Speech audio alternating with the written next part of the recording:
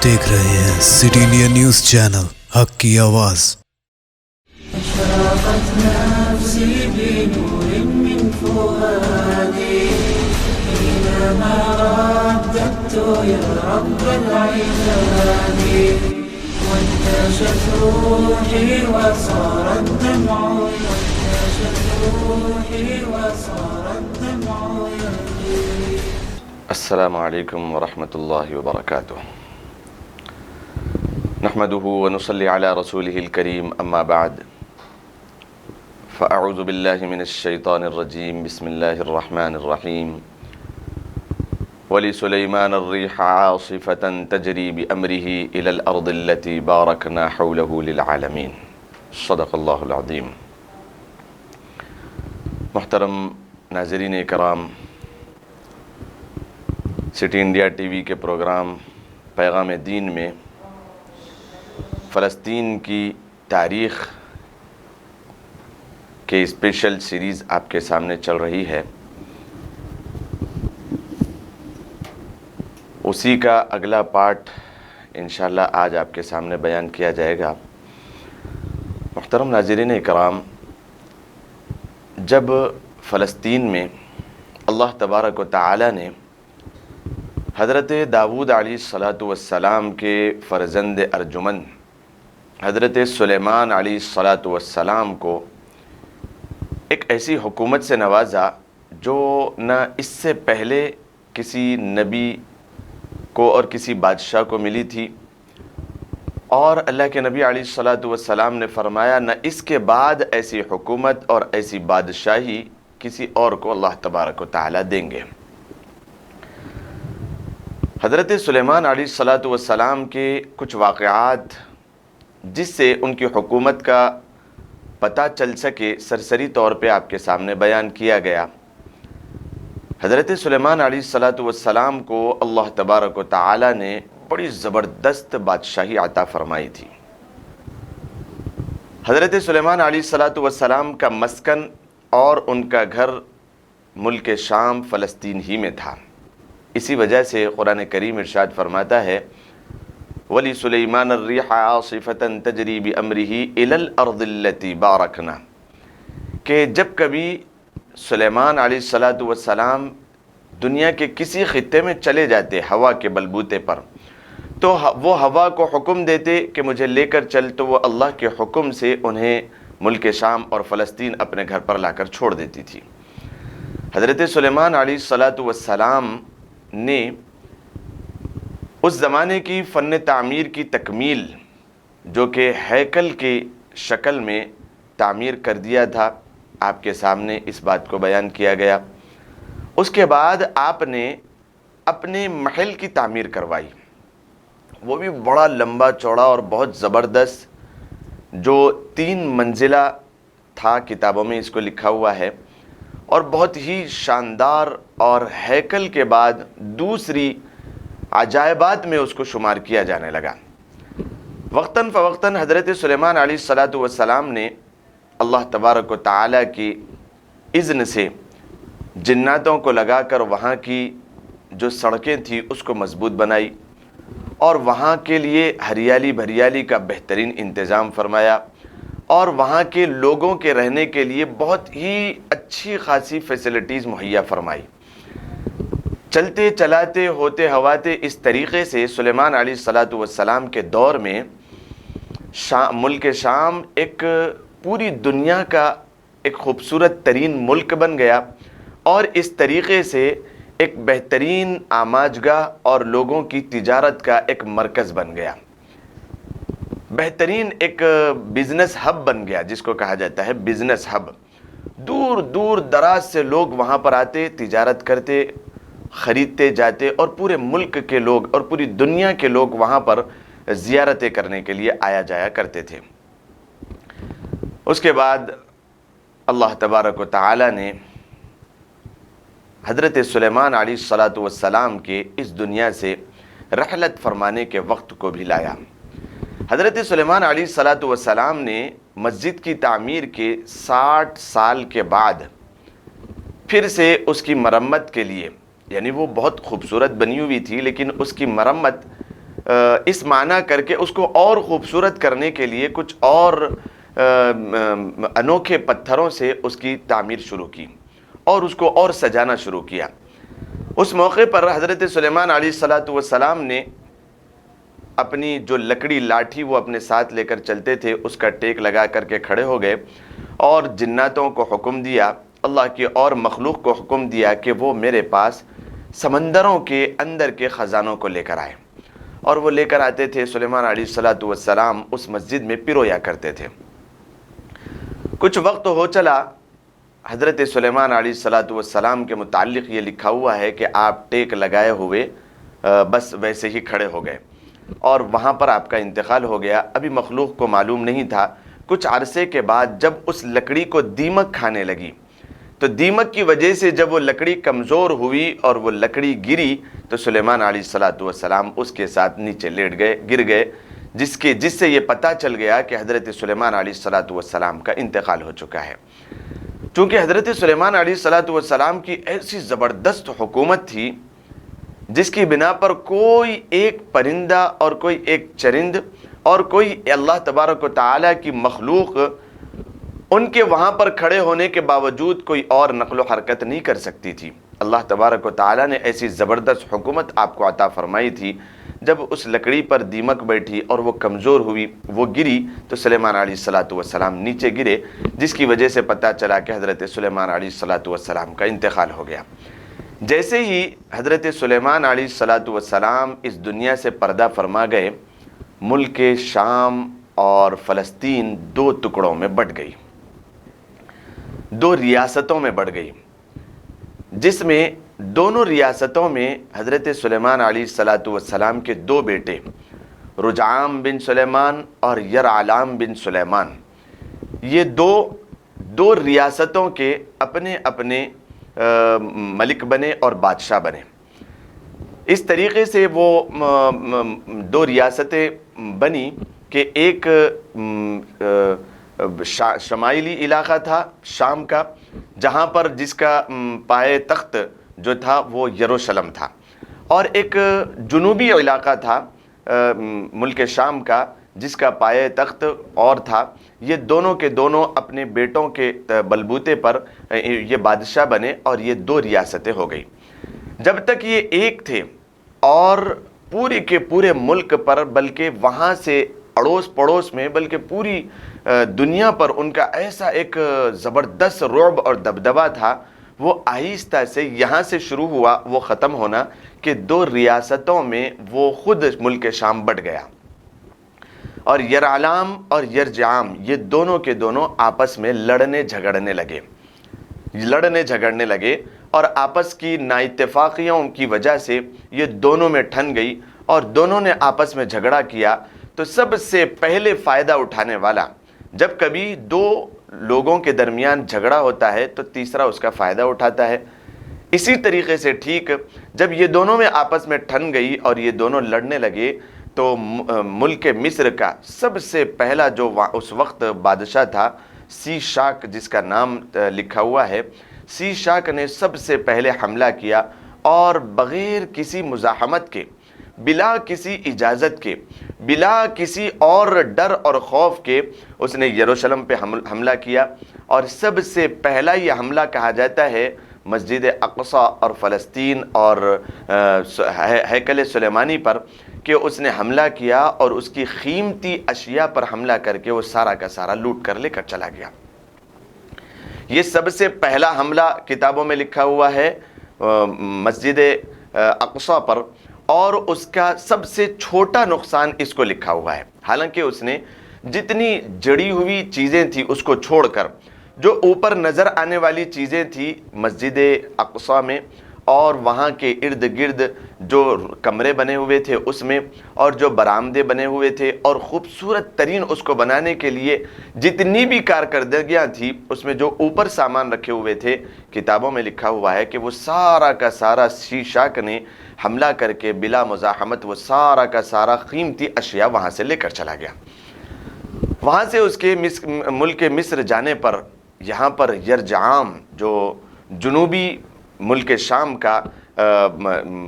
باجگزار تھا اور بڑا تھا، بادشاہ تھا، اس نے حملہ کرنے کا ارادہ کیا، لیکن وہ حملہ اس طور پر نہیں کر سکتا تھا کیونکہ آپس میں یہ دونوں کے دونوں لڑ بیٹھے تھے۔ جب آپس میں یہ دونوں لڑ بیٹھے تو وہ ملک شام تک پہنچ نہیں سکتے تھے۔ ٹھیک اس کے بعد سیشاک کے بعد جو دوسرا بادشاہ آیا اس نے بھی پھر حملہ کیا، جو تیسرا آیا اس نے بھی پھر حملہ کیا۔ اس طریقے سے یرجعام کو ان لوگوں نے اپنا قیدی بنا کر کے لے گئے، اور وہاں کے اکثر یہودیوں کو، چونکہ وہ لوگ اللہ تبارک و تعالیٰ کی ناز و نعم میں بہت وقت گزار چکے تھے، کم از کم ایک 70 سے 80 سال ان کے ہو چکے تھے، اور وہ قوم ٹھہری تھی بنی اسرائیل، جن کی رگ و ریشے میں بہت زیادہ لڑائی اور جھگڑے اور فتنے اور فساد ان کے اندر ایسا تھا، رگ و ریشے میں پیوستہ تھے۔ کچھ وقت کے گزرنے کے بعد انہوں نے بھی اللہ تبارک و تعالیٰ کی راہ کو چھوڑا اور اپنے اندر اختلاف اور افتراق اور لڑائی اور جھگڑے اور ایسی بے انتہا فتنے فساد کی انہوں نے باغ ڈور کو تھام لیا، جس کی وجہ سے اللہ تبارک و تعالیٰ نے ذلت اور رسوائی کا دور ان پر جاری کر دیا۔ اس طریقے سے ان کا ایک بادشاہ جس کو انہوں نے اپنا سرکردہ بنایا تھا اس کو قیدی بنا کر کے وہ لے گئے، اور وہاں پر جو سیشاک تھا ان کی اولادوں میں بادشاہ بننے لگے، اور پھر انہوں نے وقتاً فوقتاً ملک شام پر اور مسجد اقصیٰ پر حملے کیے۔ سن 918 میں، پھر 1825 میں، پھر اس کے بعد 1700، اس طریقے سے قبل المسیح میں انہوں نے حملے کرتے گئے۔ 17 حملے مکمل لکھے ہوئے ہیں کتابوں میں۔ 17 حملے ایسے ہوئے جس کی وجہ سے بہت سارا مال اور دولت اور بہت ساری قیمتی اشیاء جو مسجد اقصیٰ میں حضرت سلیمان علیہ السلام نے رکھے تھے وہ سارا کا سارا خالی ہو گیا۔ اب جو دیواروں میں خوبصورتی تھی اور جس سونے کو پگھلا کر کے انہوں نے دیواروں میں لگائے تھے، اور بہت سارے ہیرے جواہرات اور بہت سارے قیمتی پتھر وہاں پر انہوں نے جڑے ہوئے تھے، جس کو ختم کرنے کے لیے یہاں پر ملک مصر میں ایک بہت ہی زیادہ خطرناک اور بہت ہی زیادہ جس کو کہا جائے گا کہ ملک مصر اور فلسطین اور ملک شام کے لیے کالے دن آنے والے تھے، جو نام تھا بخت نصر۔ یہاں پر بخت نصر پیدا ہوا۔ بخت نصر بڑا ہی خطرناک اور اپنے ذہنی اعتبار سے بڑی ہی دور اندیشی سے کام لینے والا اور بڑا ظالم بادشاہ تھا رومیوں کا۔ وہ شہر بابل میں پیدا ہوا۔ بخت نصر سب سے پہلا حملہ کر رہا ہے یہاں پر آ کر ملک شام میں، اور اس نے وہاں کے یہودیوں سے کہہ دیا کہ دیکھو میری مان کر کے یہاں پر چلنا ہے، ورنہ میں تمہیں ہلاک اور تہس نہس کر دوں گا۔ اس طریقے سے اس نے کچھ وعدے اور وعید لے کر کے وہاں سے وہ نکلا ہے۔ جب وہ شہر بابل چلا گیا تو یہاں کے لوگوں نے، بنی اسرائیل تھے، کچھ عرصے کے بعد انہوں نے پھر فتنہ اور فساد شروع کیا۔ بخت نصر نے ٹھان لی کہ اب میں انہیں نہیں چھوڑوں گا۔ پھر وہ جب ملک شام آیا تو اس نے وہاں کے لوگوں کو دیکھا کہ وہ کسی طریقے سے اللہ تبارک و تعالیٰ کی نافرمانی کرتے ہوئے انہوں نے بغاوت، علم کا بغاوت جو ہے نا چھیڑ دیا، اور بخت نصر سے انہوں نے لڑائی کا ارادہ کیا، اور وہاں سے انہوں نے روم سے بھی اپنی کچھ طاقت کو ملا لیا۔ تو بخت نصر یہاں سے اس بات کو ٹھان کر بڑی فوج کو لے کر کے نکلا کہ وہ روم کی، سب سے پہلے روم کی جو بڑی ایک نسل آ رہی تھی ان کو انہوں نے ختم کیا اور شکست فاش دیا۔ پھر جب یہاں پر آیا اس نے ایسا تہلکہ مچایا، یہ تہلکہ ایسا تھا، سب سے پہلے حضرت سلیمان علیہ السلام کا جو ہیکل بنا ہوا تھا، سب سے پہلے اس کو تہس نہس کرنے والا، سب سے پہلے اس کو توڑ مروڑ کرنے والا اور اس کو ملیامیٹ کرنے والا یہ بخت نصر تھا۔ 3 مرتبہ اس نے بنی اسرائیل کو وارننگ دی، 3 مرتبہ اس نے بار بار سمجھایا کہ بنی اسرائیل تم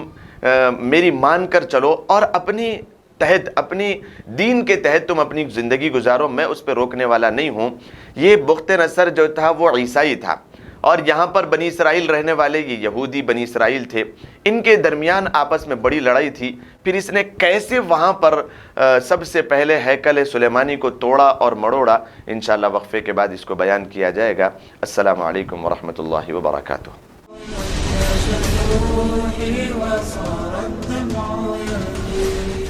Cosmic Cosmic Break Zone CBZ CBZ CBZ number 1 है CBZ। कॉस्मिक बेक जोन जो शहर महबूब नगर की मशहूर व मारूफ बेकरी है, जो जायके के लिए ही नहीं बल्कि बच्चों को सुरूर पहुंचाने वाले माहौल के साथ बड़ों के जायके का भी खास ख्याल रखती है। हमारी खसूसियत यह है कि ज़ुबान पर रखते ही घुल जाने वाले केक, कार्टून नुमा cake, special cake, eggless cake यहाँ पर दस्तयाब हैं। इतना ही नहीं बल्कि जायका से भरपूर पिज़्ज़ा, बर्गर और कई इकसाम के आइसक्रीम और ख़ास बिस्किट और कई हमा इकसाम की बेकरी आइटम और शीर माल मीठे की रोटी, असली घी और मेवा जात से भरपूर ड्राई फ्रूट के रोट वाजबी दाम पर यहाँ दस्तयाब है। आप अपने घरों की शादियों और दीगर तकरीबात के लिए भी स्विगी के ज़रिए अपना आर्डर बुक करवा सकते हैं। फिर देर क्यों, तशरीफ़ लाइए। कॉस्मिक बेक जोन जो रियासत तेलंगाना की जानिब से नंबर 1 बेकरी अवार्ड का खिताब ले चुका है। हमारा पता है कॉस्मिक बेक जोन नस्त HDFC bank government hospital road महबूब नगर। एक बार खाने जो आए यहाँ बार बार आने को चाहे यहाँ।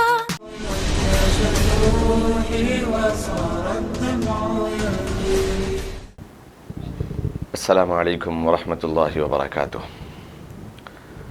मुहतरम नाज़रीन कराम, वक्फ़े के बाद फिर आप सबका इस्तक़बाल है। मुल्क शाम और फ़लस्तीन मस्जिद अक़सा के लिए हज़रत सुलेमान अलैहिस्सलातु वस्सलाम के बाद सबसे ज़्यादा ख़तरनाक साबित होने वाला शहर बाबुल में जो पैदा हुआ था बुख्त नस्सर, उसका वाक़या वक्फ़े से पहले आपके सामने बयान किया जा रहा था। बुख्त नस्सर ने 3 मरतबा यहूदियों को वार्निंग दी। सबसे पहली मरतबा उसने आया और वहाँ के जो उसके आलम बगावत तय करने वाले थे उन लोगों को उसने समझाया और उन लोगों को मार कर वहीं के लोगों में एक को वहाँ का बादशाह मुकर्रर करके वो चला गया। उसको वहाँ पर लड़ाई झगड़ा करना नहीं था, वहाँ पर वो फितना और फसाद कराना नहीं चाहता था। लेकिन मुल्क शाम में और फ़लस्तीन में रहने वालों ने हज़रत सुलेमान अलैहिस्सलातु वस्सलाम के जाने के बाद जो फितना अंगेज़ी की और जो लड़ाई और झगड़े और अल्लाह तबारक व तआला की ज़मीन पर उन्होंने जो क़त्ल व गारत गिरी के बाज़ार गर्म किए, यहाँ तक कि कहा गया कि गुनाहों में वो इतना आगे बढ़े कि लूती कौम के भी कुछ ऐसे असरात उनके अंदर पैदा हो गए। अल्लाह तबारक व तआला को अल्लाह की ज़मीन पर ये फितना, फसाद और क़त्ल व गारत गिरी बर्दाश्त नहीं हुई, जिसको ख़त्म करने के लिए हो सकता है कि अल्लाह तबारक व तआला ने ऐसे जालिम को पैदा कर दिया जिसने बनी इसराइल को ख़त्म करने की ठान ली। वो दूसरी मरतबा जब आया, उसने दूसरी मरतबा आने के बाद भी वहाँ के चंद कबाइल जो फितने और फसाद के अलम को खड़ा कर रहे थे, उन्होंने उसको ही ख़त्म किया। बस फिर जब तीसरी मरतबा उसके साथ कुछ लड़ने झगड़ने का इरादा यहाँ के शाम के बसने वालों ने किया, तो फिर उसका गुस्सा अपने से ऊपर हो गया। बुख्त नस्सर की ये जो वाक़यात किताबों में लिखे हुए हैं इतने ज़बरदस्त थे। उसने पहली जंग में पहली मरतबा जब आया, सिर्फ 3 से 4 हज़ार कुछ ऐसे बनी इसराइल थे जिसको उन्होंने ख़त्म किया। फिर दूसरी मरतबा जब आया, उसने 30 से 40 हज़ार को ख़त्म किया और उनको सफ़े हस्ती से मिटाया। लेकिन अभी भी उसने वहाँ पर फ़तह के आलम को खड़ा नहीं किया। वहाँ पर उसने ये ऐलान नहीं किया कि ये यरूशलेम और ये मुल्क शाम मेरा हो गया और यहाँ पर ईसाईयत कायम हो गई। उसने ऐसा नहीं किया। तीसरी मरतबा जब वो समझा के गया था, वहाँ के लोग बनी इसराइल न समझे और उन्होंने आलम बगावत खड़ा कर दिया और उन्होंने ऐलान कर दिया कि हम बुख्त नस्सर से जंग लड़ेंगे। तो अब इस वक्त बुख्त नस्सर जो शहर बाबुल का मलिक था, बादशाह था और ईसाई था, उसको ऐसा उसका कांटा फिरा कि उसने एक बड़ी फ़ौज को लेकर यहाँ से निकला और मुल्क शाम के रहने बसने वाले यरूशलेम के रहने वालों ने यहाँ से रूमियों से अपनी मदद ली। तो रूमी एक बड़े लश्कर को लेकर बुख्त नस्सर से लड़ने के लिए वो लोग जमा हो रहे थे। تو سب سے پہلے جب یہاں بخت نصر شہر بابل عراق سے نکلا تو سب سے پہلے انہیں مصر پڑتا ہے، مصر کی جو یہاں سے لشکر نکلا تھا ان سب کو اس نے ختم کر دیا، اور اس کو شکست فاس دے کر وہ اب پہنچ رہا ہے یروشلم ملک شام۔ اب اس نے جب فلسطین پہنچا اور وہاں کی جو لشکر جو بخت نصر سے لڑنے والے تھے وہاں پر اس نے شکست فاش دے کر کم از کم جو کتابوں میں لکھا ہوا ہے 1,00,000 یہودی اور بنی اسرائیل کو اپنا اسیر اور اپنا غلام بنا کر ان کے گلوں میں بیڑیوں کو ڈال کر اور ان کے پیروں میں بیڑیوں کو ڈال کر بڑی ذلت اور خواری کے ساتھ وہاں سے وہ لے گیا۔ اور اس سے پہلے جو اس نے تہلکہ مچایا ہے ملک شام میں اور یروشلم اور ہیکل میں، جو اس نے تہلکہ مچایا ہے، یہ تاریخ کا یہودیوں اور بنی اسرائیل کے لیے اس کے بعد کوئی ایسا تہلکہ نہیں آیا، کیونکہ جو ان کی کتاب تھی تورات جو موسیٰ علیہ السلام پہ نازل ہوئی تھی، جو وہ لوگ اپنی دینی کتاب سمجھتے تھے، جس کو پڑھتے تھے، وہ ہیکل میں موجود تھی۔ اس نے ہیکل کی ساری کتابوں کو جلا کر کے خاکستر کر دیا، اور اس میں تورات تھی جو اصل نسخے تھے ان سب کو اس نے داغدار کر دیا اور اس کو جلا کر کے خاکستر کر دیا، اور اس نے ہیکل سلیمانی کو سارا کا سارا تہس نہس کر دیا، توڑ دیا۔ اور اس کے بعد جو حضرت سلیمان علیہ السلام کا محل تھا اس کو بھی اس نے توڑ دیا، اور سلیمان علیہ السلام اور داؤد علیہ السلام نے جو فصیل بنائی تھی، زیر نگی جو حصہ تھا اور علوی جو حصہ تھا، یہ ساروں کے لیے ایک فصیل بنائی تھی ملک شام کے لیے، ایک ایسی زبردست اونچی فصیل کہتے ہیں ایک اونچی دیوار کو، یہ سارے کے سارے ملک شام کے ایریے کو گھیرنے والی تھی، وہ ساری کی ساری دیوار کو اس نے توڑ دیا، اور وہاں کے رہنے بسنے والے جتنے تھے سب کو اسیر اور غلام اور باندیاں بنا کر کے لے کر گیا۔ اور وہ جانے سے پہلے ایسا تہلکہ مچایا کہ وہ جب وہاں پر انگار لگا رہا تھا اور آنچ لگا رہا تھا اور وہ سب کا سب تہس نہس کر رہا تھا، کئی ایسے عورتیں تھیں جو وہاں پر آ کر کچھ کمروں میں بیٹھی ہوئی تھی کہ ہم اس کے ظلم اور زیادتی سے بچ جائیں۔ کچھ ایسے مرد حضرات بھی تھے، جو کچھ یعنی کم از کم 30 سے 40 ہزار مرد حضرات اور 60 سے 70 ہزار عورتیں جو اپنے آپ کو یروشلم اور مسجد اقصیٰ کے برآمدوں میں اپنے آپ کو محفوظ سمجھ کر وہاں پر بیٹھے ہوئے تھے۔ ان کا کوئی لڑنے کا ارادہ نہیں تھا، لیکن وہ یہاں پر لڑنے کے لیے آیا تھا، چونکہ یہاں کے لوگ رہنے بسنے والوں نے عالم بغاوت کو بلند کر دیا تھا، تو اس نے اندر ہی اندر ان کو رکھ کر کچھ ایسی چیزوں کو اندر جا کر سب کو جلا دیا، سب کو وہیں پر بچوں کے ساتھ، عورتوں کے ساتھ، مردوں کے ساتھ سب کو تہس نہس کر دیا، اور اس نے سارا کا سارا ملک اندھیرا کر دیا۔ اور اس نے ایسا زبردست وہاں پر فتنہ برپا کیا کہ جب اس نے اس کو تکمیل کیا تو اس کے ساتھ آنے والے لوگوں نے بعد میں جو تاریخ کو رقم کیا ہے، انہوں نے کہا کہ ہمیں اپنا ہاتھ بھی نظر نہیں آتا تھا، ایسی کالی دھواؤں کا ایک بڑا بازار گرم ہو گیا تھا، اور ایسا اندھیرا چھا گیا تھا کہ پورا کا پورا ملک شام اور فلسطین تہس نہس ہو گیا۔ اس نے وہاں کے رہنے والوں کو بڑی ذلت کے ساتھ اور بڑی ہی رقت انگیزی کے ساتھ اور بہت ہی زیادہ ذلت اور رسوائی کے ساتھ وہاں کے لوگوں کو لے گیا، اور یہی وہ عرصہ تھا، یہی وہ موقع تھا جو عہد سلیمانی کا، خداوند قدوس کے عہد سلیمانی کا جو تابوت تھا، جس کو رکھنے کے لیے اصل مسجد اقصیٰ اور فلسطین اور یروشلم کو بنایا گیا تھا۔ حضرت داؤد علیہ السلام نے جس کی تمنا کی تھی کہ میں یہاں پر مسجد بناؤں، لیکن رؤیا صادقہ کی بنا پر حضرت سلیمان علیہ السلام نے بنایا تھا، اور اس میں ایک ایسا بہترین کمرہ بنایا تھا جس میں عہد خداوندی کے اس تابوت کو رکھا جائے، وہ اسی موقع پر غائب ہوا تھا، جس کو آج کے یہودی بھی کہتے ہیں کہ وہ عہد سلیمانی، وہ عہد خداوندی کا جو مقدس ترین تابوت ہے، وہ سکینہ جو ہے وہ مسجد اقصیٰ جو فی الوقت بنی ہوئی ہے اس کے اندر کھنڈرات میں موجود ہے۔ وہ کیا تھا جو اس سے پہلے پارٹس اور ایپیسوڈ میں آپ کے سامنے بیان کیا گیا، وہ سکینہ اور اس تابوت میں حضرت یوسف علیہ السلام کا جسم اور ان کے کپڑے اور ان کے باقی ماندہ کچھ قیمتی اشیاء تھے، جس کو بہت زیادہ قیمتی سمجھتے تھے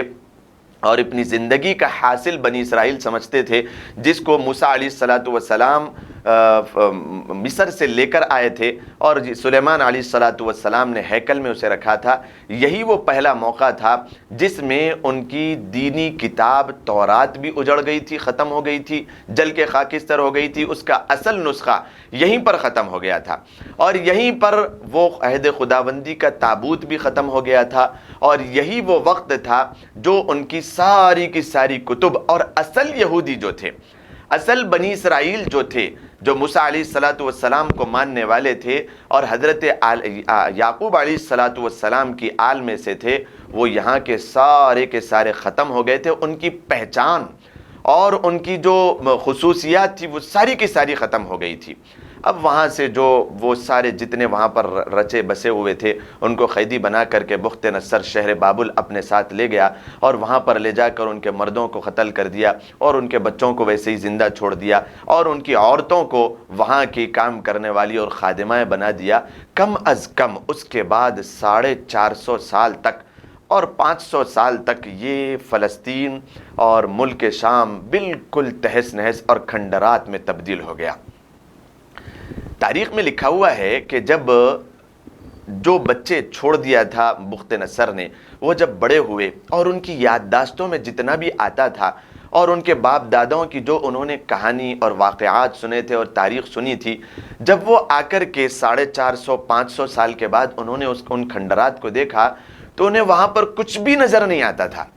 کتابوں میں لکھا ہوا ہے کہ سلیمان علیہ الصلاۃ والسلام کا وہ ہیکل اور سلیمان علیہ الصلاۃ والسلام کا کوہ مرور پر وہ محل اور سلیمان علیہ الصلاۃ والسلام کی وہ باقی ماندہ تاریخی وہاں کی اشیاء اور داؤد علیہ الصلاۃ والسلام کی وہ بنائی ہوئی فصیل اور اس سے پہلے حضرت ابراہیم علیہ الصلاۃ والسلام اور اسحاق علیہ الصلاۃ والسلام کی وہ تاریخی مقامات، کچھ بھی انہیں وہاں پر نظر نہیں آتا تھا۔ اور یہی وہ عرصہ تھا جس وقت جب وہ اپنے ساتھ اسیر بنا کر کے لے گیا، اس میں ایک نبی تھے دانیال علیہ الصلاۃ والسلام۔ دانیال علیہ الصلاۃ والسلام کو بھی اس نے بخت نصر نے قیدی بنا کر کے اپنے ساتھ وہاں پر لے گیا، لیکن کوئی اور ملک کے میں حضرت سلیمان علیہ الصلاۃ حضرت عزیر علیہ الصلاۃ والسلام وہاں پر نبی بنے تھے۔ حضرت عزیر علیہ الصلاۃ والسلام کا ایک مرتبہ ان وادیوں سے گزر ہوا، ان وادیوں کی تہس نسی اور ان وادیوں کا